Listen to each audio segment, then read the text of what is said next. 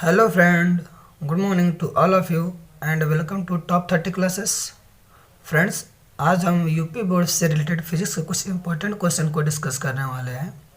Friends, आज हम देखेंगे कि यूपी बोर्ड में किस टाइप के क्वेश्चन आने की संभावनाएं हैं। आज हम उन्हीं सभी क्वेश्चन को डिस्कस करेंगे जो कई बार यूपी बोर्ड में रिपीटेड क्वेश्चन है, हम उन्हीं को आपके सामने लेकर आए हैं। तो फ्रेंड्स, यदि आप लोग अभी तक हमारे चैनल को सब्सक्राइब नहीं किए तो प्लीज़ सब्सक्राइब कर लें और बेल आइकन को प्रेस कर दें। तो फ्रेंड्स, चलिए देखते हैं आज का हमारा क्वेश्चन क्या है। आज का हमारा क्वेश्चन है,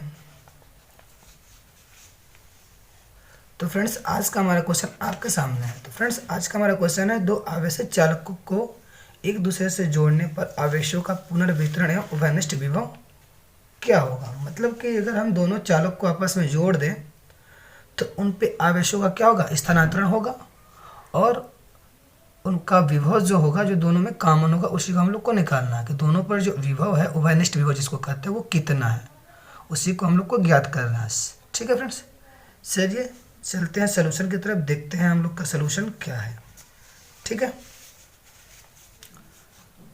तो फ्रेंड्स अगर हम मान ले कि दो कोई चालक है, ठीक, हम मान लेते हैं कि एक चालक ए है और एक चालक बी है। ठीक है, दोनों अलग अलग है। ठीक है, और ये दोनों चालक एक कुचालक स्टैंड पर खड़े हैं। ओके फ्रेंड्स, ये दोनों चालक को हम एक कुचालक स्टैंड पर खड़ा कर दिए। अब इनकी धारिता अगर हम मान ले कि अगर इनकी धारिता C1 है और इनकी धारिता C2 है, अगर हम मान लें कि इस चालक प्लेट की धारिता C1 और C2 है, तो यदि हम इन्हें Q1 आवेश देते हैं, यदि हम इन्हें किसी भी माध्यम से Q1 आवेश देते हैं और इनको Q2 आवेश देने के, दोनों को हम लोग अलग अलग आवेश देते हैं, तो इनका विभव कितना हो जाएगा, इनका विभव V1 हो जाएगा अगर हम मान लें, और इनका V2 हो जाए। ठीक है, जब हम इनको आवेश देंगे तो इनका दोनों का क्या होगा, विभव V1 और V2 हो जाएगा। अब क्या करना है कि इन्हीं का हमें क्या निकालना है, जब हम इनको आपस में जोड़ेंगे तो इनका उभयनिष्ठ विभव और आवेश का वितरण निकालना, कितने आवेश एक दूसरे पर वितरित हो रहे हैं। ओके फ्रेंड्स, तो चलिए जिस चीज़ को हम आपसे बोले हैं उन्हीं चीज़ को हम यहाँ लिख भी देते हैं ताकि आपको अच्छे से समझ में आ जाए। तो फ्रेंड्स, हमने क्या माना है, तो हमने पहले आपसे बोला, हम माना दो चालक ए और बी। ठीक है, माना दो चालक ए और बी एक दूसरे से पृथककृत है। ठीक है, अलग अलग है, एक दूसरे से पृथककृत है।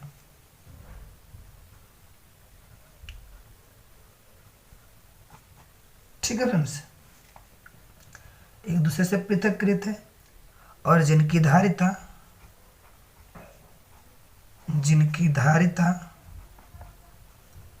C1 और C2 है,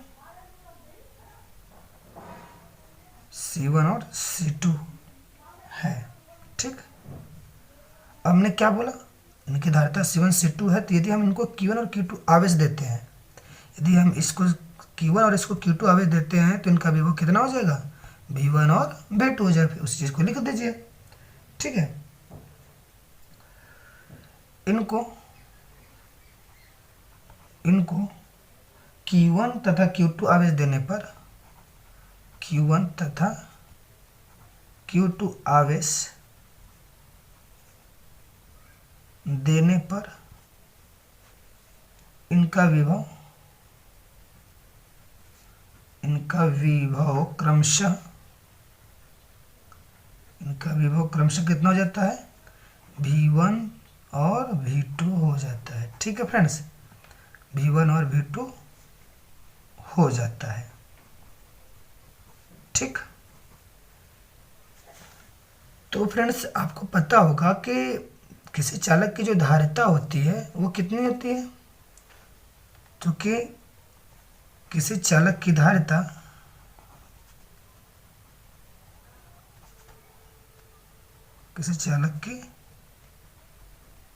धारिता धारिता को किससे दिखाते हैं? सी से। तो सी बराबर क्या होता है? क्यू बाई भी होता है। ओके फ्रेंड्स, अगर किसी चालक की धारिता निकालना है तो हम लोग इसी फार्मूले का यूज करते हैं। तो यहाँ से क्यू कितना हो जाएगा? क्यू हो जाएगा, सी भी हो जाएगा। तो इसी प्रकार से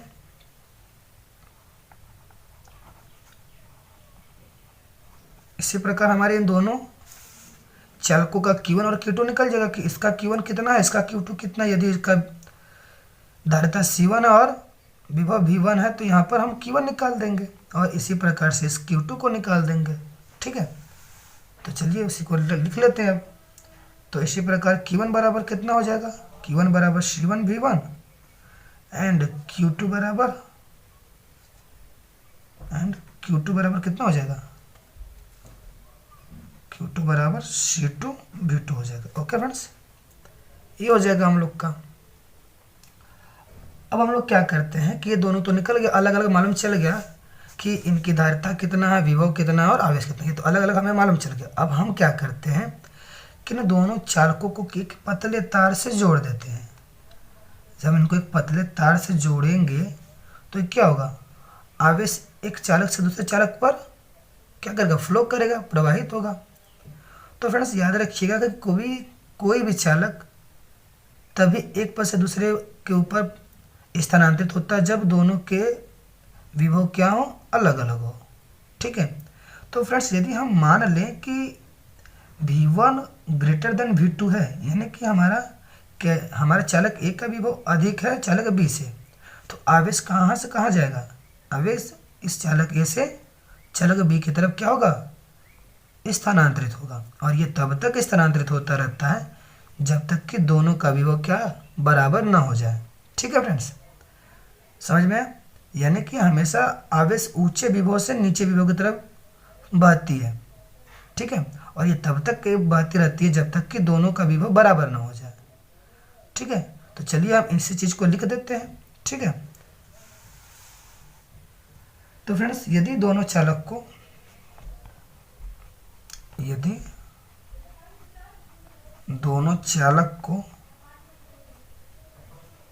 एक पतले तार द्वारा जोड़ दे तो एक पतले तार द्वारा जोड़ दे तो एक पतले तार द्वारा जोड़ दे तो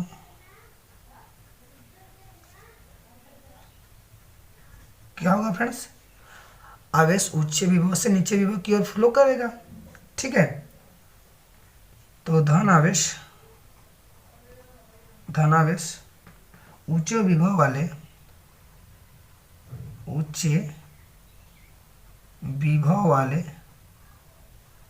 चालक ए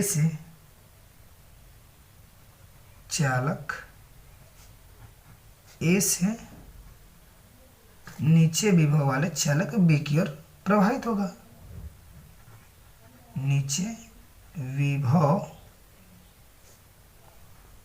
वाले चालक बी की ओर प्रवाहित होगा। ठीक है फ्रेंड्स, और ये कब तक प्रवाहित होगा? जब तक कि दोनों का आवेश बराबर ना हो जाए, यानी कि इधर आवेश का फ्लो किधर होगा? इधर होगा आवेश का फ्लो। ठीक है, और ये तब तक होगा जब तक कि दोनों का विभव बराबर ना हो जाए। ठीक, चलिए इस चीज को हम लिख भी लेते हैं। प्रवाहित होगा जब तक कि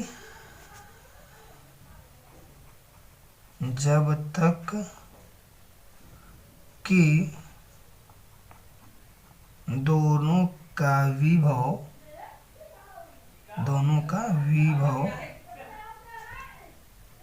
समान नहीं हो जाता।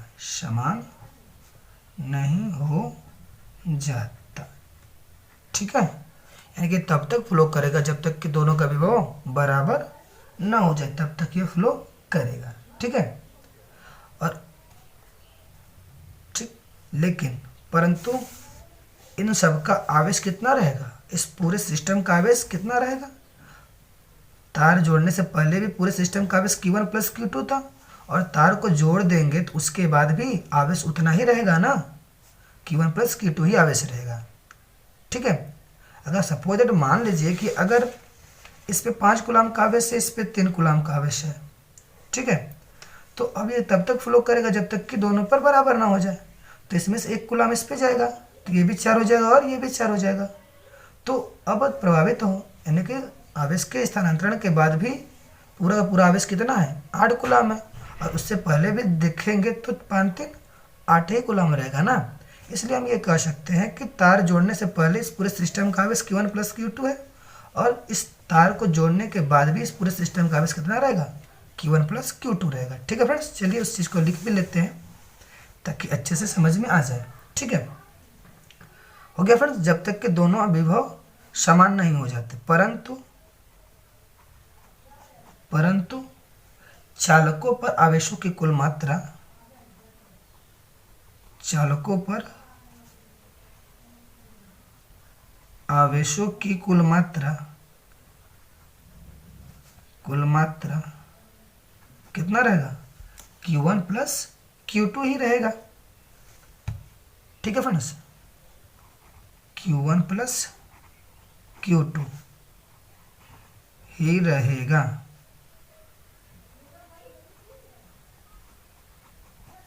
ठीक है, यदि जोड़ने वाले तार की धारिता अगर नगण्य हो, ये जो तार हम लोग जोड़े हैं अगर इसकी धारिता नगण्य हो तो इस पूरे सिस्टम की धारिता कितना होगा, C1 प्लस C2 होगा, यही ना। चलिए इसको भी लिख लिया जाए। ठीक, तो हम बोल दें कि यदि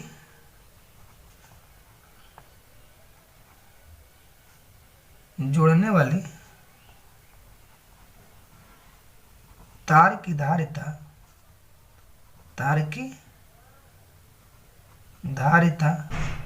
नगण्य हो, तार की धारिता क्या हो, नगण्य हो। ठीक है, तार की धारिता नगण्य है तब उनकी संयुक्त धारिता कितनी होगी, यानी कुल धारिता कितनी होगी, उनकी संयुक्त धारिता कितनी होगी फ्रेंड्स, C1 प्लस C2 के बराबर होगी। ओके, C1 प्लस C2 होगी। ठीक, यदि हम मान लेते हैं कि आवेशों के पुनर्वितरण के बाद अगर इनका उभयनिष्ठ विभव भी हो जाता है, ठीक है, यदि हम मान लें कि आवेशों के पुनर्वितरण के बाद इनका उभयनिष्ठ विभव भी हो जाता है, मतलब इसका भी विभव वही है जो इसका भी है। ठीक है, मतलब दोनों का विभव क्या हो जाएगा, बराबर, और उसकी वैल्यू अगर भी हो जाए तब क्या होगा। ठीक है, तो चलिए देखते हैं।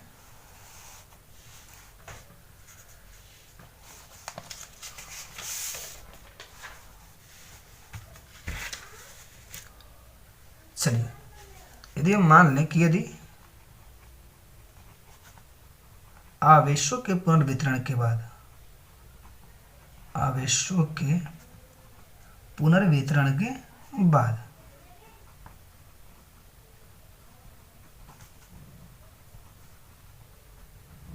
आवेशों के पुनर्वितरण के बाद चालकों का उभयनिष्ठ विभव,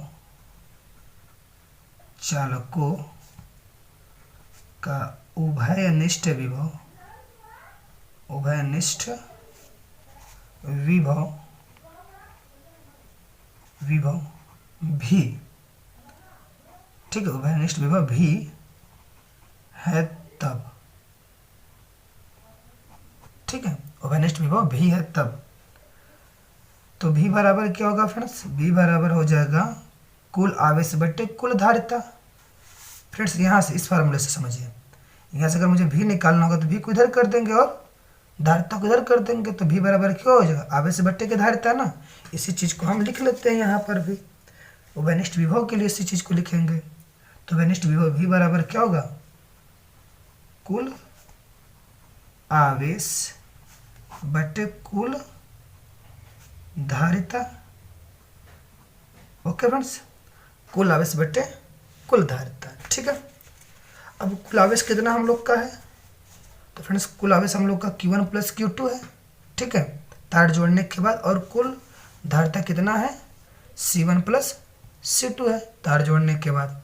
अब इन्हीं दोनों वैल्यू को हम क्या कर देंगे, यहाँ सब्स्टिट्यूट कर देंगे, तो क्या हो जाएगा, ये हो जाएगा Q1 प्लस Q2 बट्टे C1 प्लस C2, ठीक है फ्रेंड्स। अब हम ये Q1 और Q2 की वैल्यू यहाँ से ले जाकर पुटअप कर ले, ये दोनों वैल्यू, ठीक है, ये Q1 की वैल्यू और ये Q2 की वैल्यू ले जाकर हम क्या कर देंगे, यहाँ पर पुटअप कर लेंगे, तो हमें उभयनिष्ठ विभव की वैल्यू मिल जाएगी। चलिए पुटअप करते हैं, देखते हैं कितना मिलता है, ठीक है फ्रेंड्स। तो हम लोग का भी कितना है, भी हम लोग का है Q1 plus Q2 upon C1 plus C2 है। चूँकि Q1 बराबर कितना हम लोग निकाला था, C1 V1 एंड Q2 बराबर कितना था, C2 V2, इसलिए हम लोग का उभयनिष्ठ विभव कितना हो जाएगा,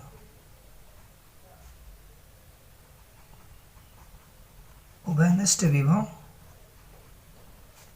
भी की वैल्यू हो जाएगी हम लोग का C1 V1 plus C2 V2 बट्टे के C1 plus C2। Okay friends, यही हम लोग का क्या है, कॉमन पोटेंशियल है, ठीक है, यही हम लोग का कॉमन वोल्टेज। ओके फ्रेंड्स, अभी तो वोल्टेज तो निकल गया, अब हम लोग को क्या निकालना है, स्थानांतरित आवेश निकालना रहेगा, यानी कितने आवेश स्थानांतरित हुए हैं, ठीक है फ्रेंड्स। चलिए चलते हैं हम लोग स्थानांतरित आवेश को निकालते हैं,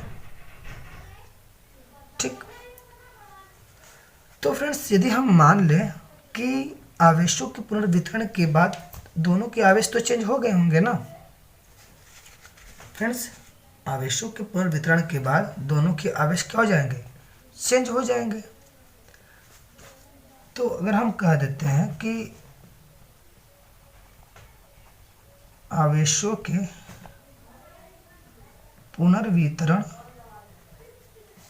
होने से चालक ए पर आवेश Q1 था पहले, अब Q1 डैश हो गया होगा, तथा चालक बी पर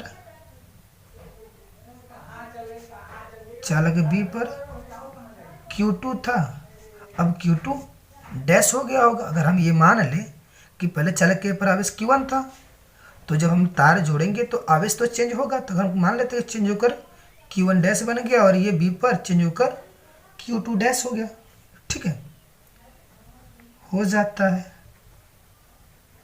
तो हमें यही देखना है कि कितना आवेश चेंज हुआ।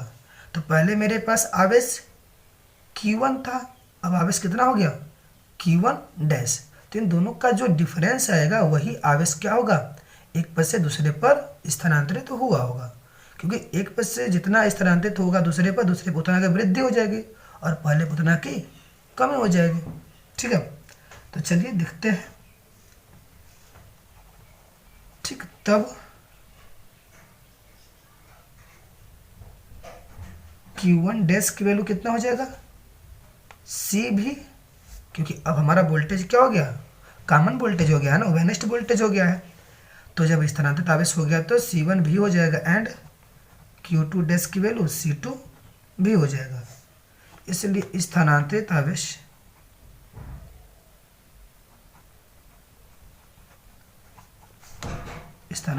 आवेश कितना होगा, Q1 माइनस Q1 डैश के बराबर हो जाएगा। और Q1 की वैल्यू हम लोग निकाल चुके थे, Q1 कितना था, Q1 हम लोग का C1 V1 था माइनस Q1 डैश अभी दिखा है यहाँ पर C1 V, यही होगा। अब यहाँ से हम लोग क्या करते हैं, इसको सॉल्व कर लेते हैं। यहाँ पर जब इसको हम लोग सॉल्व करेंगे तो ये वैल्यू मुझे क्या देगा,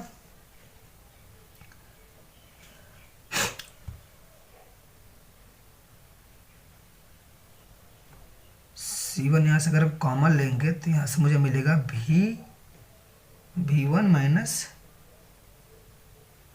भी मिल जाएगा और V1 माइनस भी मिल जाएगा। अब यहाँ से हम लोग क्या करेंगे, V1 की ये वाली वैल्यू अगर हम लोग यहाँ पर सब्स्टिट्यूट करते हैं, तो मुझे डेल्टा Q की वैल्यू मिल जाएगी C1 C2 V1 minus V2 upon में C1 प्लस C2 मिल जाएगी। यही हम लोग का क्या है, स्थानांतरित आवेश की मात्रा है। ठीक है फ्रेंड्स, तो आप इसको पुटअप करके देख लीजिएगा। ठीक है, इस वैल्यू को V को ले जाकर यहाँ पर रखेंगे अगर हम लोग और सॉल्व करेंगे तो मुझे यही इक्वेशन मिलेगा और यही हम लोग का क्या स्थानांतरित आवेश है। ठीक है फ्रेंड्स, तो इस प्रकार हमारा ये क्वेश्चन समाप्त हुआ। ओके फ्रेंड्स, तो आई होप आपको ये वीडियो समझ में आई होगी। ठीक है, तो फ्रेंड अगर हमारी वीडियो आपको अच्छी लग रही है तो प्लीज़ कमेंट कीजिएगा। ठीक है, और इस वीडियो को अपने सभी ग्रुप में शेयर कीजिए ताकि उन सभी बच्चों का हेल्प हो सके जो यूपी बोर्ड में पार्टिसिपेट करने वाले हैं।